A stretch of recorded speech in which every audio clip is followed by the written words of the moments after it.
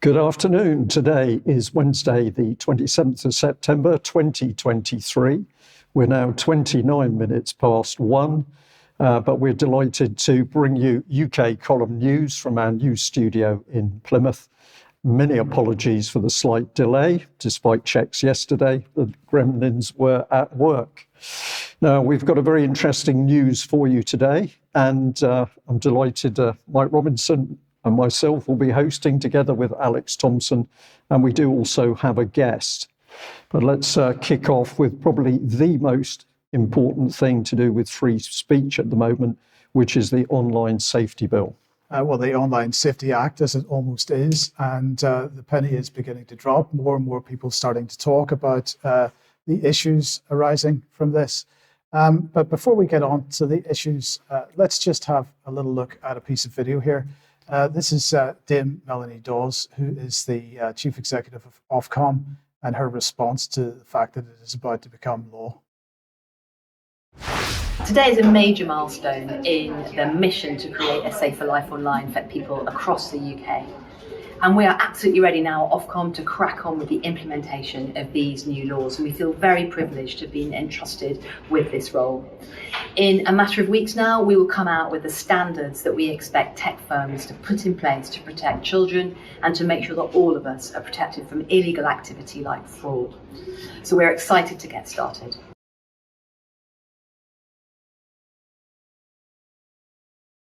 Okay, so today is a major milestone in.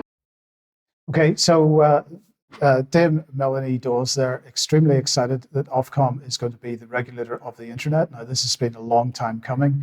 Well, let's just see what the law of the bill actually says. So I'm just going to take one example here. This is the Online Safety Bill. This is all about false communications. This is Section 180 of the bill. A person commits an offence if the person sends a message and the message conveys information that the person knows to be false. Now, how you define or how you discover whether somebody knows that message to be false or not, I have no idea. But anyway, that's what it says. At the time of sending, the person intended the message or the information in it to cause non-trivial psychological or physical harm to a likely audience. So again, how do we define what non-trivial psychological harm is? And finally, that the person has no reasonable excuse for sending the message. So the question is whether some kind of opposition to a government policy would be considered a reasonable excuse. Section 180 goes on to say, for the purposes of this offence, an individual is a likely audience of a message if, at the time the message is sent, it's reasonably foreseeable that the individual would encounter the message or in the online context would encounter a subsequent message forwarding or sharing the content of the message. So if your message is being shared, that absolutely would cause you to be considered to be in breach of this section of the Act. It goes on to say, in the case where several or many individuals are a likely audience, because it could be a likely audience could be one individual, and in that case, then they're obviously trying to deal with, at least they would claim that they're trying to deal with malicious communications to an ex-partner or somebody who's a stalker or something like that. But in the case where several or many individuals are the likely audience, it's not necessary for the purposes of subsection 1C that the person intended to cause harm to any one of them in particular. So you don't have to demonstrate that any individual was caused harm if the message was sent to multiple people. And it goes on to say this: a person who commits an offence under this section is liable on summary conviction in England, Wales to imprisonment for a term not exceeding the maximum term for summary offences. In this case, this would be 6 months, or a fine that would be £5,000. Now, Alex can correct me if I'm wrong, but as far as I understand it, this would be for each case or each example of breach of the regulation. And if we just put that back on for a second, please, Stephanie, on summary conviction in Northern Ireland, to imprisonment for a term not exceeding 6 months, or a fine not exceeding level 5 on the standard scale. Now, level 5 on the standard scale is an unlimited level. So actually, the potential fine in Northern Ireland seems to be, or appears to be at this point, to be much higher. So just before we go on to what it says in section 181, Alex, what are your thoughts on this and the risk that people are placed under by this piece of legislation? Come home to roost. The reasonable excuse clause is quite a good example of that. The parliamentary clerks who draft legislation to reflect the will of Parliament would never have allowed that to pass in the past, because whether you're in a common law or a civil law jurisdiction, that's for the court to determine. It will find that you were guilty of the statutory offence, but you had a reasonable excuse. By dint of putting that into the drafting of the bill, you are removing courts' discretion. And then as regards Northern Ireland being on a separate regime, well, we don't have time to get into the new reality of what legal scholars are already calling indirect rule. That is senior mandarins in Whitehall at the Northern Ireland office, governing Northern Ireland instead of ministers either in Stormont or Westminster. Clearly, the settled view of our governing class is that your native Northern Irish people are more sensitive souls. Hard to believe, but because there's more social damage to be done there, runs the pious maxim. Therefore, we really have to shock the people of Ulster out of sending anything nasty. Even the idea of a likely audience. I mean, this is something that was done first with written messages in the Public Order Act 1986, legendary and notorious sections 4 and 5 that talk about posters or anything that's on display to the public being at risk. So, it's a whole generation of confused thinking and mishmash really come to the fore for those who follow literature. It's the reader response theory. There's no meaning in the text or the speaker, let alone mens rea. It's all people's feelings. Indeed, and with obviously it would have to be tested in court.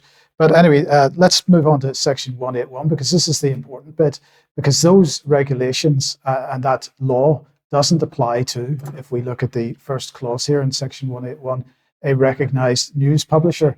So in other words, if one of us agrees that we should submit to the regulation of Ofcom, or if you're print media, of IPSO or one of the other regulators, then you would be recognised as a news publisher, and therefore you cannot, according to this, commit an offence under Section 180. And the other point to make here is that an offence under Section 180 cannot be committed by a provider of an on-demand programme service. So that would be the likes of Channel 4 or Channel 5 or any of these broadcast media on-demand services. But if we remember what was going on with ATVOD and the UK column, they were attempting to claim that we were an on-demand programme service. So perhaps that gives us some scope for consideration there. But nonetheless, it is extremely interesting that it's only members of the general public really that are at risk from this particular legislation. If you're a recognised news service, you're not. Now, it looks like, and Alex, it'd be interesting a little bit of comment from you on this, it looks like at least one person, Warren Thornton, has already been picked up basically on the back of the legislation, which isn't fully legislation yet, but it looks like at least one person has been arrested, taken to Bristol police station and held for a night.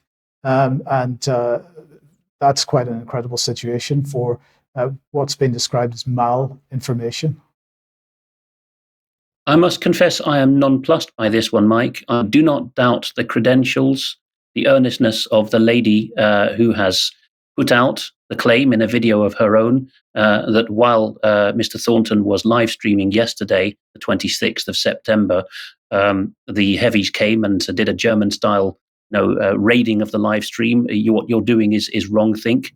But it has been claimed, and I cannot see any other basis on the statute books, again, lawyers, please correct me if I'm wrong here, we do like correction, than this bill. So whether the goons have got to the stage of actually anticipating royal assent, which would complete the trick begun in 1854 as to royal assent, that's the likeliest explanation, barring anything else that suggests itself, that police have assumed that the bill is now law. Indeed. So let's just quickly have a look at some of the Twitter comment on this. So here is Carol McGiffin. The online safety bill is, quotes, no more or less than a volume control that allows authorities to turn down all the way to silence voices they don't want anyone to hear. So this is reflecting one of the features of this Act, and that is that the Act claims that it will maintain freedom of speech, and of course it does. It absolutely says you have the right to say whatever you want to say, unless, as we've already discussed, it's considered to be misinformation or disinformation or malinformation, as this new term seems to be. But what it doesn't do is give you any right to be heard. So what it's effectively doing is saying, you have no right to be listed by a search engine. You have no right to be actually promoted by a social media platform and so on. So it effectively makes shadow banning and so on something that is considered legal. Here's another one from James Melville. The Online Safety Bill to become law and crack down on harmful social media content, but for government and tech companies to act as arbiters over online content risks becoming a road to hell that's paved with biased censorship intentions. Well, of course, the road to hell, we've been walking that road since 2017, basically. In fact, we could even go back to 2015 with David Cameron's United Nations General Assembly speech, which began this whole process. Then we've got GB News here saying the Online Safety Bill branded a form of communism by Matt Letitia in a scathing rant. And finally, then we've got whose device is your phone anyway? And of course, this particular from Silky Carlo talking about the effect that this is having on end-to-end encryption, and effectively is going to require social or communications companies to provide backdoors into end-to-end encryption. Not everybody is threatening or sort of listing the problems with the bill. Of course, as we would expect, the Centre for Countering Digital Hate is extremely excited about it. But then there's the question of, and Brian's going to be coming on to Russell Brand in a second, but there's the question of Rumble and the fact that Rumble has taken a stand on Russell Brand. Rumble has already started losing advertising, or advertisers rather, over the fact that they have supported Russell Brand. And this was one of the mechanisms that was used to persuade YouTube to be quite so draconian with its censorship regime. Because YouTube started kicking people off when the advertisers started leaving. Now, Rumble used to be a totally privately owned company. It subsequently went through an IPO, and so it's now beholden to shareholders. And the question is whether the shareholder pressure is going to force them to walk back on their position at this point, and how long they can maintain their position as a freedom of speech platform remains to be seen. But as a result of the Caroline Dinenage message last week, then the question of whether Rumble would even stay in the country, because the Online Safety Bill is going to put legal massive fines and potential imprisonment on the managers and the owners of companies. So Mid-Press here saying after the passing of the Online Safety Bill, Rumble is at risk of shutting down in the UK. Chris Paslovsky, who's the CEO, said it was deeply inappropriate and dangerous for the UK government to choose who can talk or make a career on their platform. But The Sun, according to Glenn Greenwald, was printing this today. Failing to cooperate with Ofcom could put Rumble executives at risk of arrest if visiting Britain. So this is quite a staggering situation, Brian, that platforms like this looking at serious legal problems and a potential imprisonment for supporting freedom of speech. Well, it is, Mike, but the answer is this is very simple. This is a dictatorship installing itself in plain sight, and people have got to recognise it for what it is. It is state control of the media. It's closed down of free speech. And it's obvious the intent is that nobody will have an opinion which disagrees with anything the government says. So let's follow that report up by coming back to the Dinenage affair. This was the letter that she sent to the chief executive of Rumble, which we covered a few days ago. We also pointed out the relationship, her husband connected through to 77 Brigade, the very body spying on the British public. But now we've got this extraordinary announcement, which has come out from the Attorney General. And I've labelled it here as panic, as the UK government realises that their own actions to label Brand guilty before the trial could backfire. So what has the Attorney General had to say? Let's just have a look at some of the text of that. It said, following the airing of Russell Brand in plain sight dispatches on the 16th of September 2023, there's been extensive reporting about Russell Brand. The Attorney General, here she is, Victoria Prentice, wishes to amplify the importance of not publishing any material where there is a risk that it could prejudice any potential criminal investigation or prosecutions. And she goes on, publishing this material could amount to contempt of court. Now, I've added in there that she doesn't mention anything to do with fair trials, and I don't believe that there is the slightest intention of providing a fair trial, but the government's now worried that its own ministers acting to accuse Russell Brand could actually backfire on such a trial. So let's finish off the text. Editors, publishers, and social media users should take legal advice to ensure that they are in a position to fully comply with the obligations to which they are subject under the common law, interesting that's mentioned, and the Contempt of Court Act 1981. And a final piece here. The Attorney General's office is monitoring the coverage of these allegations. And I think we need a question here. Who exactly will be doing the monitoring of what is appearing on social media or indeed in the media? Is that going to be done by the British Army's 77 Brigade Division, which is quite possible since they were active during COVID-19?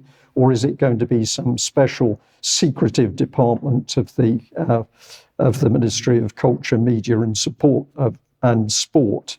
The key bit is that we simply don't know.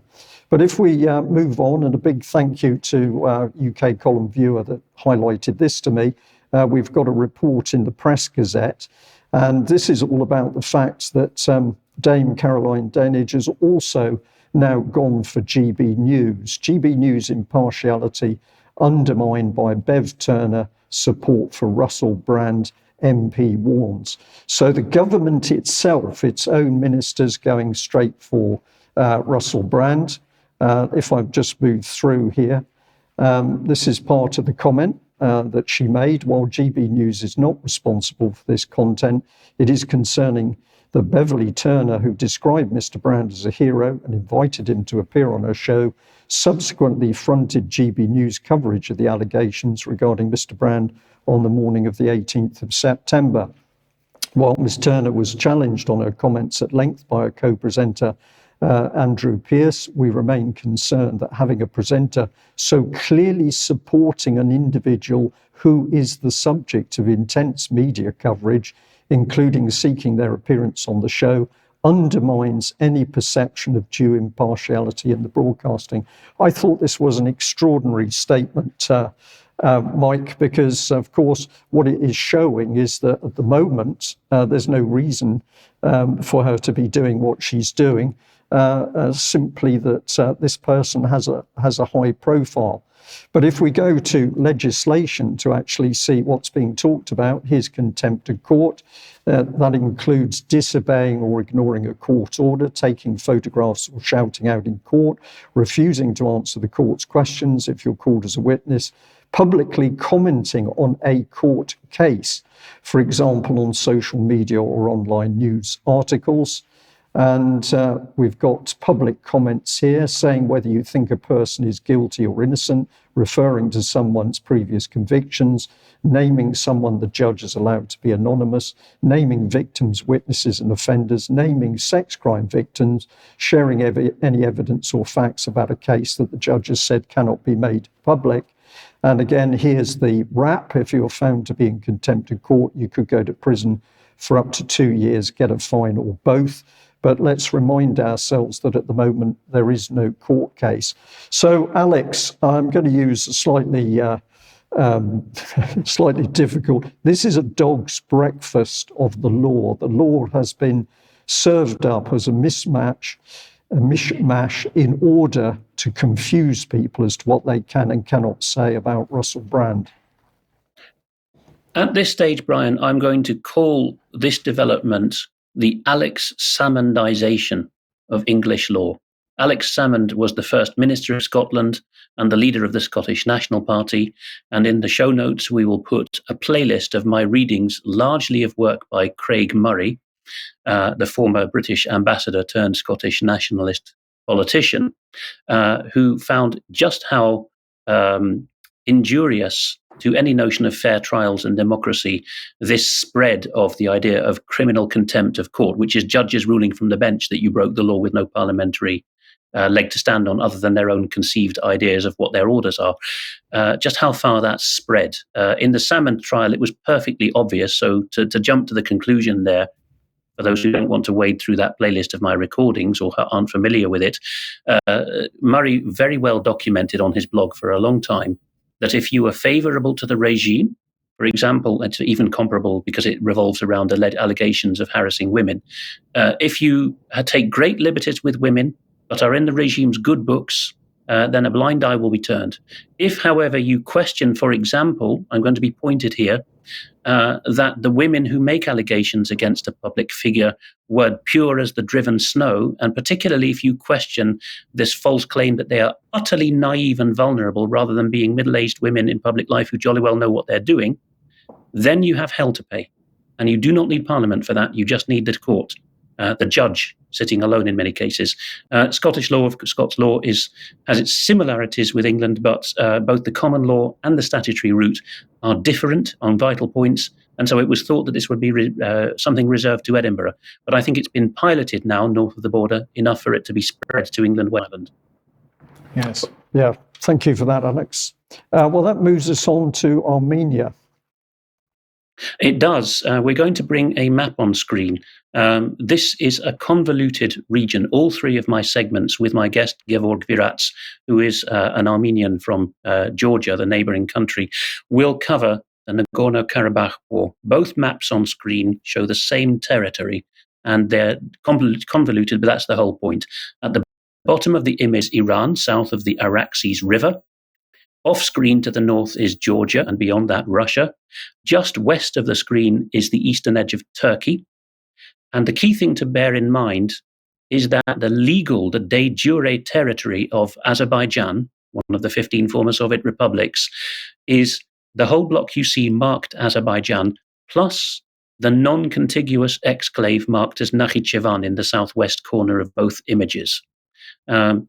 The Azeris have, via that exclave, a very narrow road connecting them with Turkey.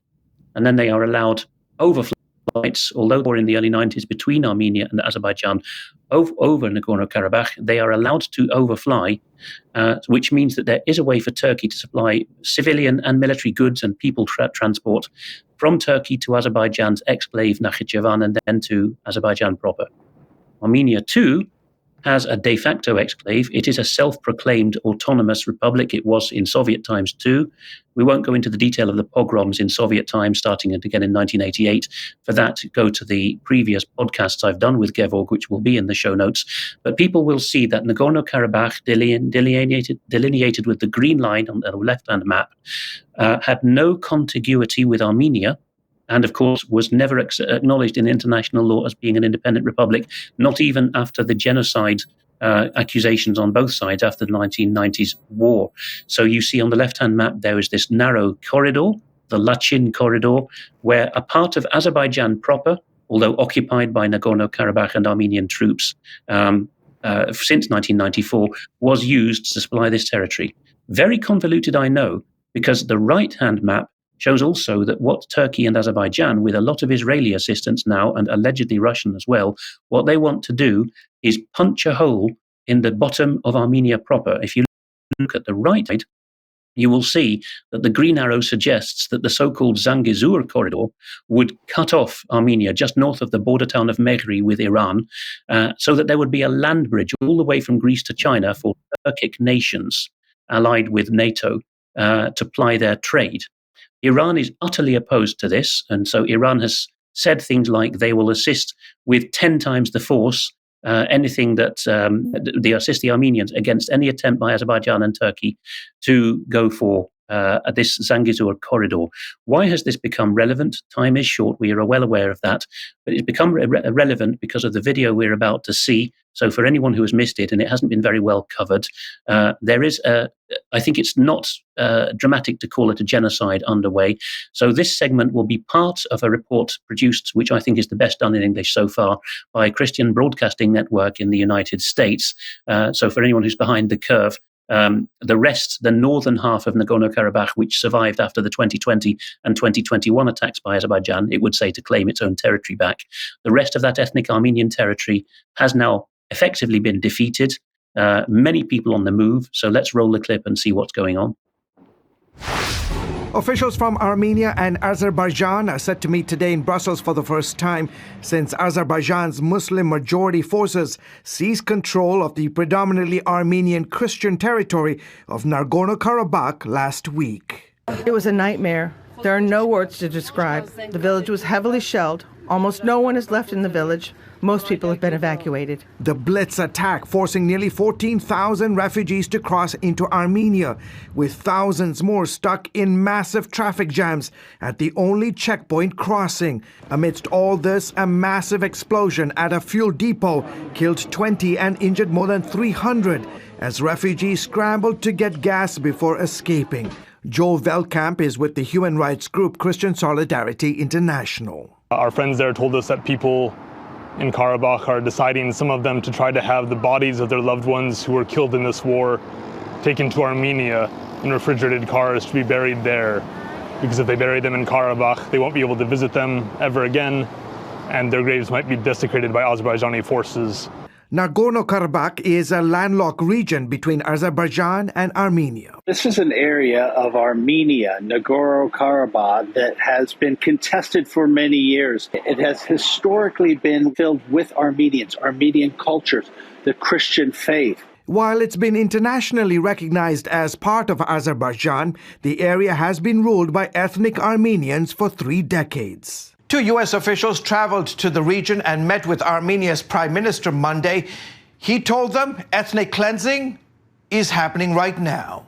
We received word yesterday from our friends in Nagorno-Karabakh that essentially deportations are beginning of the entire Armenian population of Nagorno-Karabakh. Armenians are some of the first people in the world to embrace Christianity. Now there's concern their religious and ethnic history in Nagorno-Karabakh could be wiped out. The population of ethnic Armenians in Nagorno-Karabakh should be able to remain in their homes in peace and dignity with respect for their rights and security. If they choose to do so, those who want to leave and return should be allowed safe passage.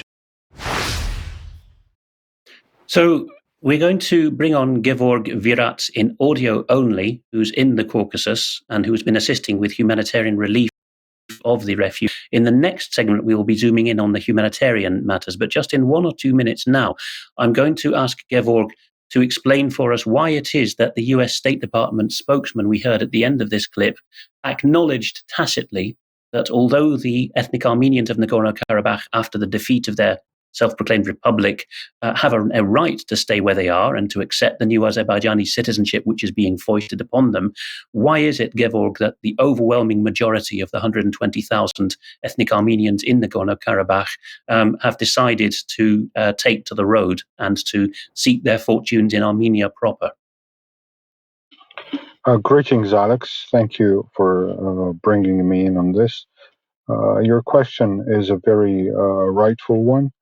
My take on this is that the Russian peacekeeping troops that were stationed in that region after 2020 war, which incidentally began on the 27th of September that year, those peacekeeping troops were unable to provide security to the population of Nagorno-Karabakh. And after the recent attack by Azerbaijan, when they have targeted military as well as civilian population, the people have decided to not take it any longer and just leave and be relocated to Armenia.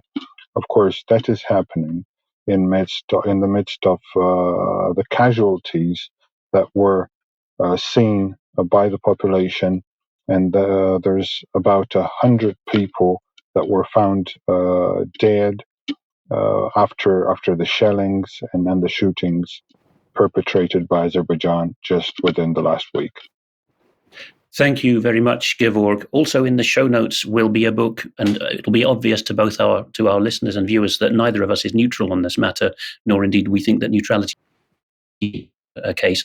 In the show notes will be a book that whose English translation I edited a couple of years ago, and you published it, Gevorg, entitled Sadistic Pleasures, subtitled Silent Crimes of Azerbaijan by Ashken Arakelian. And this goes into heart-rending detail of how, as recently as 2 years ago, whenever the Azeris started their encroachments in the territory they now completely have, well, they would say, taken back what's rightfully theirs, they would brutal tortures and particularly browbeat them to accept Islam, take on new Turkic identities, and renounce their families. So it really is medieval stuff happening in what counts geographically as Europe in most people's definitions. I'd also note in passing that today is also the 30th anniversary, the 27th of September, of the fall of the Georgian separatist region of Abkhazia, particularly its capital, Sukhumi, to Abkhaz forces. I know is very, very relevant to you. Your father was an artillery instructor for the Georgian army in that war, and incredible brutalities there also were perpetrated, particularly upon the ethnic Georgians in that war. So a very reminiscent time, a harrowing time for a lot of people in the Caucasus, as all three of these former Soviet republics struggle with ghosts that they thought they had put to bed. The conflicts have all become unfrozen. But more on this later in the news. And we are aware, by the way, that Mike's microphone is misbehaving. It was fine just before we started the news, and we cannot really touch it up while we're on air. Just a teething trouble with the new studio, so people should bear with us on that. Okay, thank you, Alex. So let's move on. If you like what the UK column does, you would like to support us, please head over to community.ukcolumn.org. Your membership, much appreciated and much needed. You could pick something up at the UK column shop, but please do share anything you find on the various platforms, especially ukcolumn.org and ukcolumnextracts.co.uk. Now, I'm heading off to Sweden tomorrow for the On Guard for the Liberty of Mankind event, which is happening near Stockholm. And that'll be live streamed on Saturday, the 30th of September, but it's still not too late to get residential tickets if you want to go for the full 3 days. A number of fantastic speakers and more details at drspeel.com. You can get the details of that and organise tickets if you are able to get there.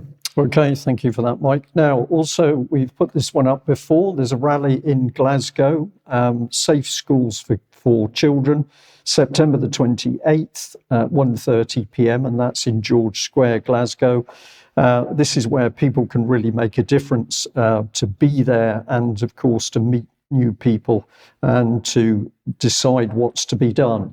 We've got another one here, November the 11th, exposing net zero, the Agenda 2030. This is at the old Convent Beaches Green, Stroud in Gloucester. It's 10 a.m. till 6 p.m, and that's on Saturday, the 11th of November 2023. So another one, if you can get there, these are all worth supporting. Now, what have we got? We've got Jewel in Our Crown or Thorn in Our Side. Part 2 is the NHS Too Sick to Save. And so that one has now gone up with the UK column. We've also got Monica Smith becoming a freedom advocate. And several people have already commented that this is a really excellent discussion. We've got going out on the 28th, tomorrow at 1 o'clock, an interview with Debbie Evans, Chris Flowers and Cheryl Granger. So look out for that one. And just to give some praise to our audience, the audience is engaging with us more and more. We're getting some really interesting information through, but this one just caught my eye because somebody picked up on our reports about the organisation Stop Having Kids. And they're saying that they couldn't help notice in the photo with Stop Having Kids, there were two more elderly looking people, I presume a man and a woman, and a younger lady sandwiched in the middle of the elderly couple with the words child-free and satisfied emblazoned across her chest. Now, my questions are, were all these people child-free and satisfied, or did any of these people have any children, and were all the people in the photo unrelated? For me, this photo conjures up an image of a happy mother and father with their daughter if this is the case, the photo is insincere. However, if this person is their daughter and they're happy to be childless, are they going to have the young lady eradicated from their lives? So, astute point, and I know exactly why you're making that comment. We are still after information on this organisation, because although people have pointed us at other reports, there's no detail as to who is actually behind it. So if you can help with any research, that would be good. Now, of course, last week on Friday's programme, we were commenting on Vladimir Zelensky in the United Nations General Assembly and the fact that he happened to be giving a speech at the same time he was sitting in the audience, or so it appeared in the Ukrainian coverage of this. But then he went off to Canada, and well, here we are. He's meeting Justin Trudeau. They were very excited to get together, and he gave a speech in the Canadian Parliament. Now, I'm sure most people have heard about this already, but I thought we should comment on it. Let's just have a look at what happened subsequent to that in the Canadian Parliament. Ukrainian-Canadian world veteran from the Second World War who fought the Ukrainian independence against the Russians and continues to support the troops today, even at his age of 98.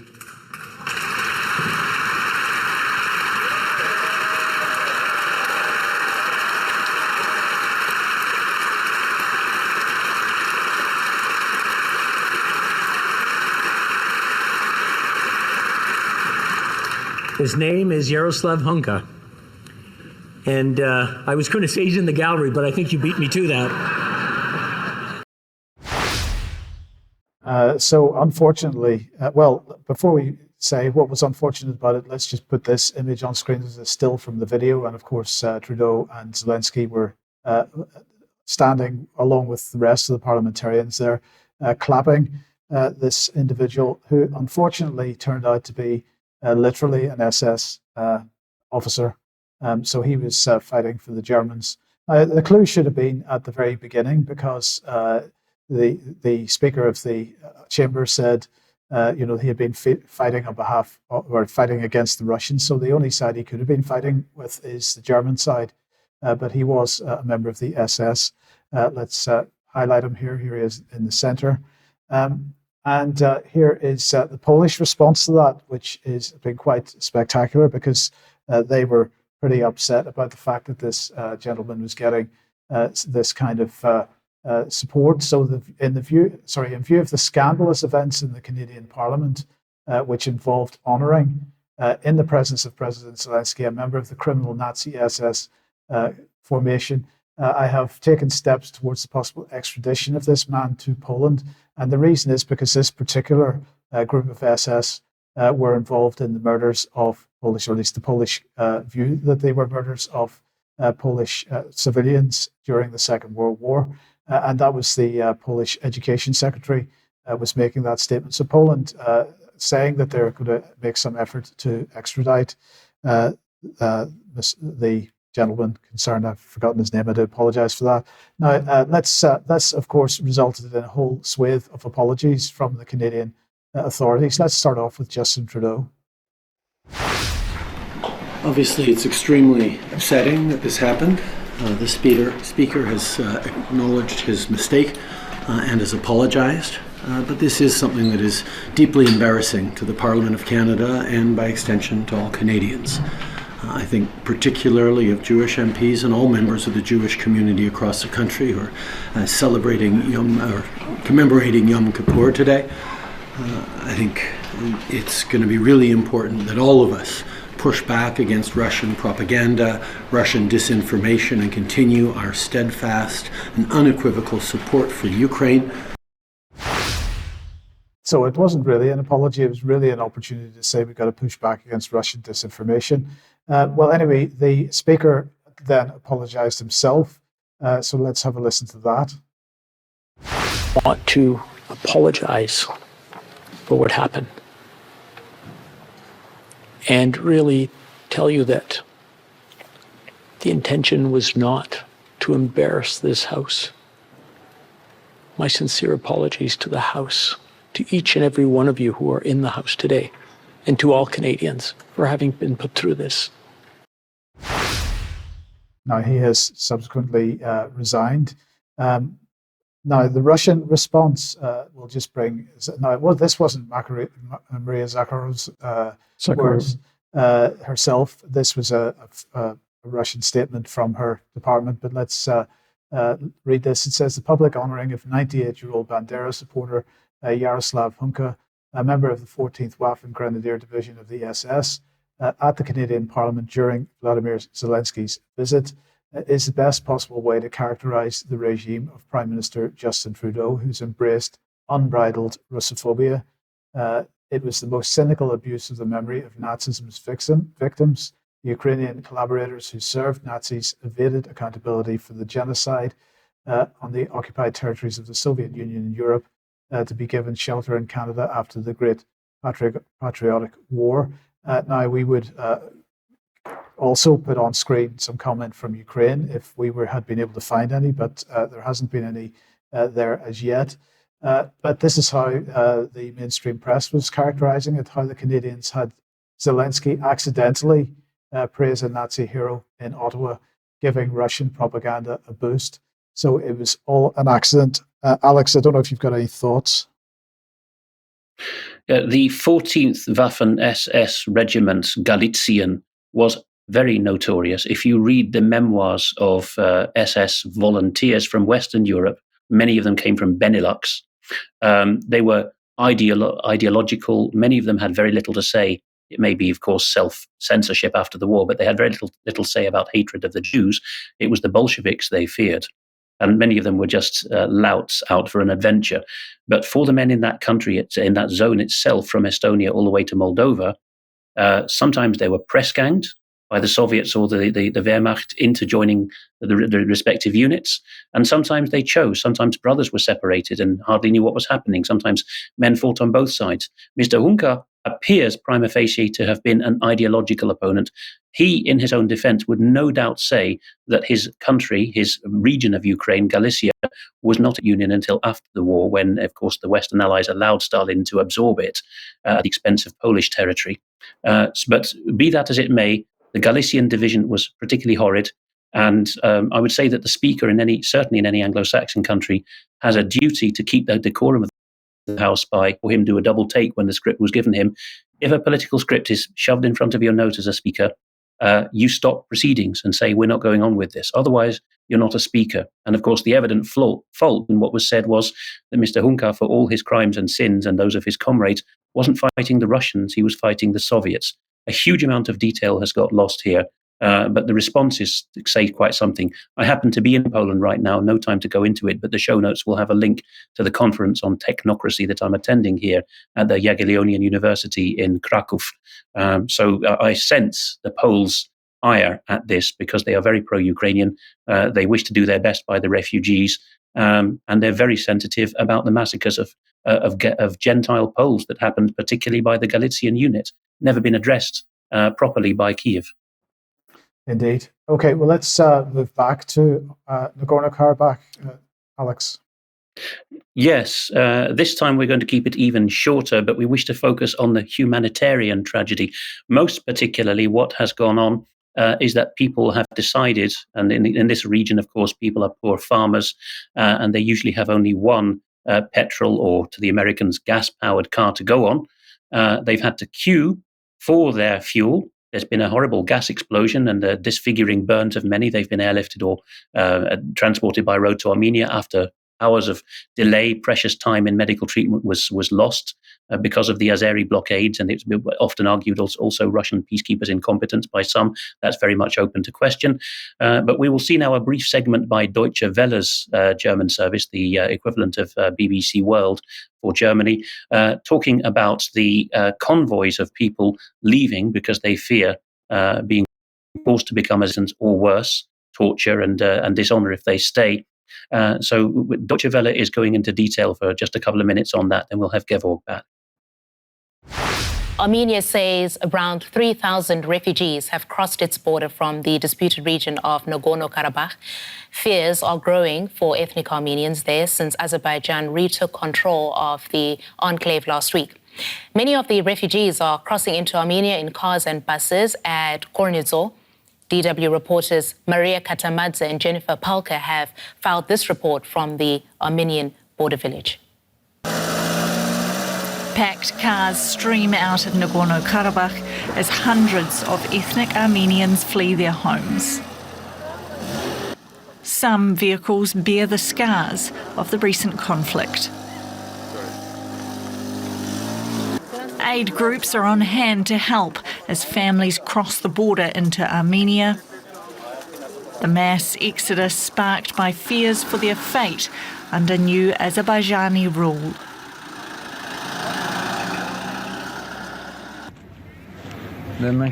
Today we left. They told us either you leave or take Azerbaijani passport. We're not the kind of people who take up Azerbaijani passports. Azerbaijan retook Nagorno-Karabakh by force last week. The region sits within its borders, but had previously been under the control of ethnic Armenian forces. Around 120,000 Armenians live in the mountainous territory. Many fear persecution if they stay. That's despite Azerbaijan's promises that it wants to reintegrate them as equal citizens. Space for 40,000 people from Karabakh has been prepared in Armenia. Families standing by for their loved ones' arrival face a nervous wait. Just before we bring Gevorg on, the map will show just the complexity. The right-hand map here indicates what is in lurid green is what Azerbaijan retook a couple of years ago. The pinkish colour is the separatist part of Nagorno-Karabakh, which continued to rule itself as an ethnic Armenian territory, which may insist yet now that it has a case in international law to declare independence at some point because of the persecution. But that's for the future. Right now, the exodus is to the southwest of that area. You can see Lachin, and just southwest of that, the border village of Kornizor, which is far as I've got in the region. If you follow the road, you will see Goris, the nearest town. I understand the hotels are fully booked with regular people, so the bedraggled refugees are really quite in a poor way and having to be cared for by the locals of Goris more than the Armenian military when they get to Goris. Gevorg, please update us on this just as briefly as you can, the humanitarian situation as it's being told to people you know in and around Goris. Well, since I'm in constant contact with the people there in Kornizor and we're providing aid to the refugees coming into Armenia, we're aware that almost 60,000 people have crossed that border to this moment. Overall, it is estimated that Nagorno-Karabakh area had 110,000 Armenian people living in that territory. So at least 60,000 have now crossed into Armenia, and we're waiting for more people to come in. These people are being dispersed throughout the whole territory of Armenia. They're getting initial aid at Kornizor and Goris, and that is by the Armenian populace and the Armenian government. Yesterday, there were several statements by a number of European and transatlantic countries stating that there will be assistance provided to those people from the international partners. And there's several statements that Russia's made in regard to that, but all the Russian aid was that they protested against the way the government in Armenia is handling this case with the Russians, rather than just saying that they will or will not provide any support to these people or even express condolences, let alone of course take some of the responsibility for what their troops have done in that area. And we'll just in passing show the light blue areas north and south of the Lachin corridor, as well as the area around Agdam to the right of Ashkeran there. If I'm not mistaken, Gevorg, these were the areas directly controlled by the Russian peacekeepers are arranged in November 2020, correct? Everything in pink on the right-hand map was controlled by the Russians. And the Russians have started to gradually submit all of the key points to the Azeris as of The 6 commanding months, heights, as it were. Well, the commanding heights and the Lachin corridor. The Lachin corridor was submitted 9 months ago, and the whole region was in a blockade, short of food, short of electricity, short of gas. Basically, all the substance for people was cut by the Azeris with the Russians' consent. Then what they've done, they've kept the people hungry and cold and without any aid, medical aid, and so forth for 9 months. And then after the 9 months, the shellings begin. The Azeris come in. The Russians move out. They didn't do anything at all. There was only one small group of the Russian peacekeepers who have disobeyed the orders that they had, and they've gone into the place, to the village where the massacres were happening. That's in the area of Taravart village in Nagorno-Karabakh. They took the footage of everything that's been going on, and the Azeris detained these Russian peacekeepers, these several people, and upon holding them in custody for several hours, they released them only to murder them just an hour after their drive into the city of Stepanakert, the capital of Karabakh, began. So basically, they've released those Russians. They've let them have their phones with them with all the footage, but they've murdered them all the way on the way. And then the next day, Aliyev says, "I'm very sorry, Putin. We've killed them by accident." However, this was no accident whatsoever, and these people, they were the heroes that represent the true nature of humanity in the best possible terms, as this could be perceived by the Armenians and by any international observers that know about the situation. And we'll be going into more detail about this in extra time. I can imagine viewers are quite befuddled by all the detail here and horrified. So stick around for extra time. We also have one more brief segment on Armenia in the main news. Okay, thank you, Alex. And let's just quickly go back to Ukraine. And this story appeared in Sputnik International. Russian reconnaissance team destroys Leopard tank in special op zone with fully German crew. And just looking at the text of this, it says a Russian reconnaissance team has destroyed a German-supplied Leopard tank of the Ukrainian military with a crew comprised of Bundeswehr soldiers in the Zaporozhye direction. Take that means region. It's translation there. The team led with the moniker Legend told Sputnik on Saturday. And the quote, the mechanic repeatedly stated that he was not a mercenary but a Bundeswehr serviceman, and that he and the rest of the crew were members of the same unit of the German army. This is according to a Russian fighter reported by Sputnik, adding that while receiving medical aid, the German soldier named his brigade and his dislocation site. The tank driver died from wounds minutes after he was found, despite efforts to save him. Now, what's interesting, Brian, is that this has been certainly, there's been no confirmation of this from the Russian side or the Western side, as far as I can see.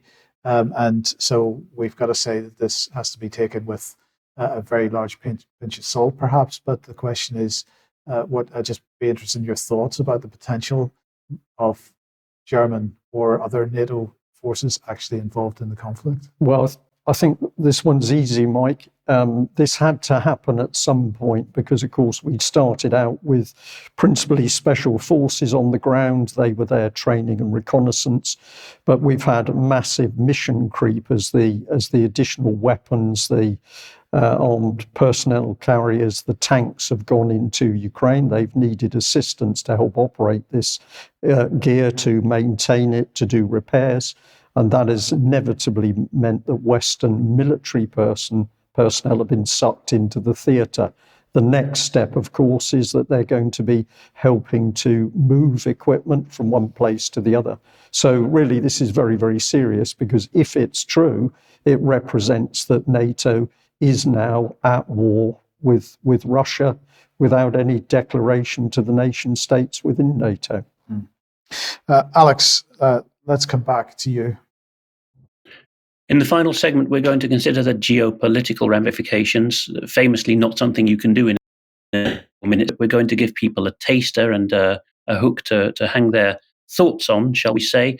In short, the United States and France, both reliable old allies of Armenia because of the huge diasporas of Armenians in both countries, have stepped into the breach, really, much more than Britain, famously in 1917 or even 1915 during the first days of the Armenian massacres in what was then the Ottoman Empire. Prime Minister Lloyd George said, well, we have the world's best navy, but sadly His Majesty's ships cannot climb Mount Ararat, as a get-out clause for doing nothing. So the French and Americans, both diplomats on the ground, and many church-based relief efforts did a lot more, both in country and when Armenians reached the shores of France and the USA, hence the large communities there. But this takes the unlikely form now of Samantha Power, known to many of our viewers for her standoffs with the late Vitaly Churkin when they were the respective permanent representatives of their nations in the UN Security Council. Here, Samantha Power is playing it cool. I know she's not everyone's cup of tea on this channel, understandable reasons, but here she's standing in the Lachin corridor on the border between Nagorno-Karabakh and Armenia proper, and she gets interrupted. We will give a verbatim account of the interruption if people cannot hear it in the clip, but obviously tempers are fraying. She claims she's no longer a power diplomat. She's just an aid coordinator. I don't really buy that. But she's been dispatched because the State Department, obviously, and Washington generally, is keen to show that it won't put up with this. The current issue, of course, is getting people out. Whether the US and France then say, okay, the territory's been denuded of ethnic Armenians, they've been forced out of their homes, but they have now a case in law to declare independence in a way that international would recognize, is open to question. So here is Samantha Power in her new capacity as head of USAID, talking at the border between Armenia and Nagorno-Karabakh. There are still tens of thousands of ethnic Armenians who are there living in very vulnerable conditions. And already you are seeing as well the gathering of testimonies from people who have fled violence, deprivation, and with the fear of living under the government of Azerbaijan. Sanction Azerbaijan or go back to your country. You don't care, stop the lies.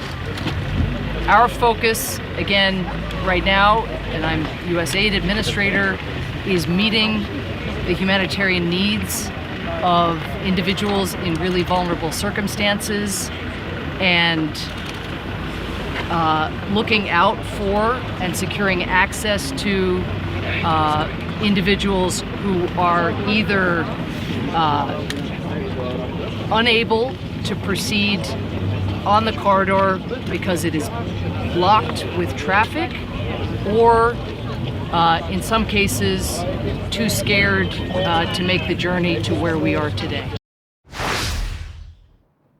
For anyone who didn't catch it, the angry words in the background at the press conference were, sanction Azerbaijan or go back to your country. You don't care, stop lying.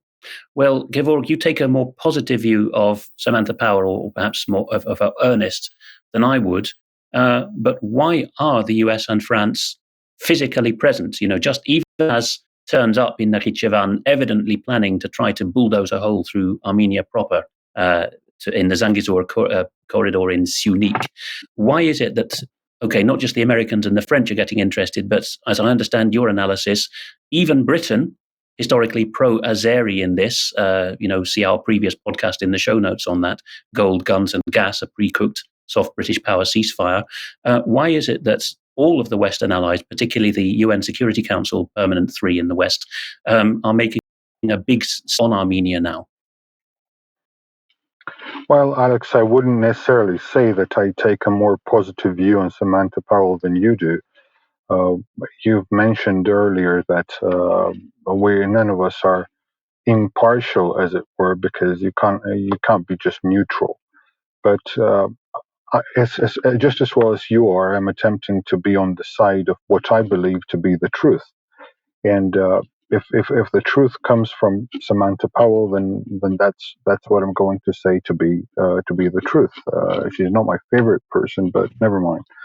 Now, Of course, Armenia is becoming crucially important geopolitically because of precisely this tiny bit of the area that connects Armenia to Iran. We have indeed talked about it in our podcast, but now this has become an acute and a very serious problem. The whole concept of what's going on is that we now are on the verge of another axis and allies forming in this our modern day and age. And part of the axis would be Turkey, Azerbaijan, China, and the Central Asian Stan countries, and that would be the line of trade and oil export and gas export that would securely cut Iran and India off from from the international trade in a very significant way. But that's not Europe's interest, and that's not the British interest. That's not the American interest. It is in the interest of China, and it's in the interest of Russia, because that way Russia would control a great segment of trade coming from China into Europe and further west, and then Turkey and Azerbaijan would be Russia's aides and Russia's allies in making sure that there's no way to evade Russia other than going through Turkey and Azerbaijan. So they're playing it together. Whereas on the other hand, there is this new goal and the new program that is being implemented gradually, and that is the establishment of the trade route from India through Iran, Armenia, Georgia, and further into Europe. And of course, we see that with the British politics and the American politics, we see that there is a growing support in the West for developing India and boosting India as a counterbalance to China. And even Rishi Sunak, in his early days in the parliament, or as a head of the as the prime minister, he said that our golden age of friendship with China is over. That's not a direct quotation, but that's something that he said. That's the essence of what he said. And that's, of course, because now Britain and Europe, including France and Germany and the United States, they're now trying to boost Indian trade through Iran, Armenia, Georgia into Europe. And that is directly contrary to that other idea, because the other idea is to cut off that tiny region of Armenia, control it. The Russians want to control it, and the Turks want to control it, and then they agreed to have a shared interest there. So whoever wins, basically, if it is the Russians and the Turks versus the West, then they are going to be holding the West hostage in terms of the trade between the East and the West. And if the West is able to secure Armenia as a secure place for transportation of goods and for trade, a trade hub like that, then of course the West is going to make sure that it is independent of any pressure from either Russia or China in terms of any of the transportation of goods, and potentially the West is going to be able to control gas and oil trade coming from the Central Asian states into the West through controlling them, or by controlling them through Armenia, through holding some upper hand over them by having influence in Armenia. So that's the context of why these people want to help right now. Thank you very much, Gevorg. Not easy to summarize in a main news segment, but we'll go into more detail in extra. Thank you, Alex. Right, look, we are just going to move on to the UK Health Security Agency to end because they have been particularly busy. We'll just get through this as quickly as we can. We're just jumping over a couple of bits here. But first of all, they have been creating a new contract for vaccines. So we'll bring this on screen in just 1 second. Sorry for the technical problems today. We got Yeah, here we go. Right. So here we go. So new UK-based vaccine deal is what the UK Health Security Agency is talking about. They're saying the UK HSA has agreed to deal with 4 millions of life-saving vaccines to be produced in the UK if a future influenza pandemic is ever declared. The advanced purchase agreement means healthcare company CSL Seqirus will be on standby to produce over 100 million influenza pandemic vaccines if or when they are needed. Now, of course, this was exactly the type of situation that we had with COVID-19 because AstraZeneca was given an advanced purchase agreement even before there was any thought of a clinical trial. And lots of money was guaranteed AstraZeneca. We were asking the question at the time, does this mean that the UK government knows that the vaccine would be approved whether it passed its clinical trials or not, or was the deal that AstraZeneca would get paid whether they had to produce a single vaccine or not? So I would like to extend the same question to this. What exactly will be the circumstances? How much money is going to this? In the meantime, the vaccines will be tested, licensed and approved and tailored to combat the specific pandemic flu strain identified at the time. So what testing is going to be able to be done at the time? This looks like the COVID-19 model being rolled out again. They will be produced at CSL Seqirus' existing manufacturing plant in Liverpool in the event a pandemic is declared by the World Health Organization. Jenny Harries, the CEO of the UK Health Security Agency, said, we've seen from past pandemic events, including COVID-19, that access to effective vaccines is vital to help save lives and minimize disruption to our lives and livelihoods. I think we can discuss that a little bit more in extra. And just so that we know that when a pandemic is likely to be called, the UK Health Security Agency has created a new data dashboard. They're saying this dashboard, which went live yesterday, will be updated on Thursday each week. It'll be initially featuring the latest information on a number of respiratory diseases, including COVID-19, as you can see on screen, and influenza. Those are the only two that are on there at the moment, but they're going to be adding RSV, which is respiratory syncytial virus, adenovirus, human HMPV, parainfluenza, and rhinovirus. So this is going to be a big effort to make sure that the propaganda is out there in time for the World Health Organization to declare the next pandemic. The next pandemic, Mike, well, I'll pop this one on screen very quickly. Thank you very much to the viewer who pointed out this to me, gave it to me. Laura Koonsberg here from the BBC, delighted.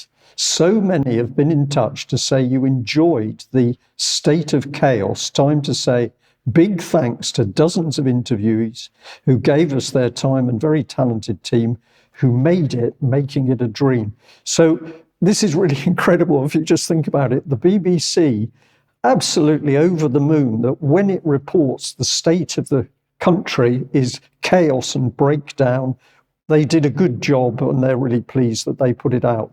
We'll be covering more on this in future UK column news editions, but clearly the BBC is now part of the agenda for chaos and breakdown.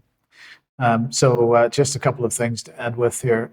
This is a cartoon of a guy having a jab, wearing a mask. The nurse is wearing a mask. He is asking the nurse, what variant does this protect me against? And she's saying, you're actually helping transgender Ukrainians fight global warming. That I think is quite appropriate. Alex, let's end with this one.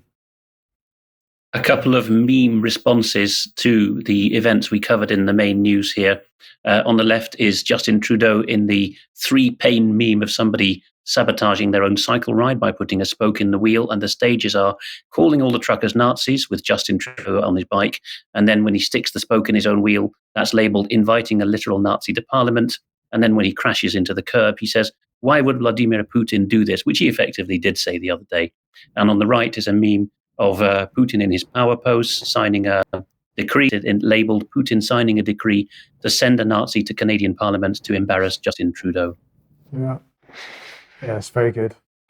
Okay, well, we're going to say we have to end today's news there. It's been a very interesting production today, but we've enjoyed it. So a very big thank you to you, Alex, and also Gevorg. Both of you will be with us for extra time in a few moments, so that will be good because there's a lot to discuss. And I just want to say, to end today's news,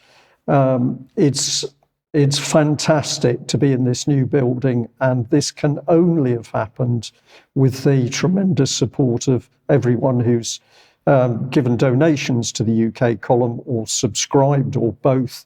It's been your financial support that has helped us achieve this major change. And although we've had some teething troubles today, things will settle down, and you've made our lives so much easier. It's really fantastic. So thank you all very much indeed. We'll be back in a few moments for extra time. Bye-bye. All right.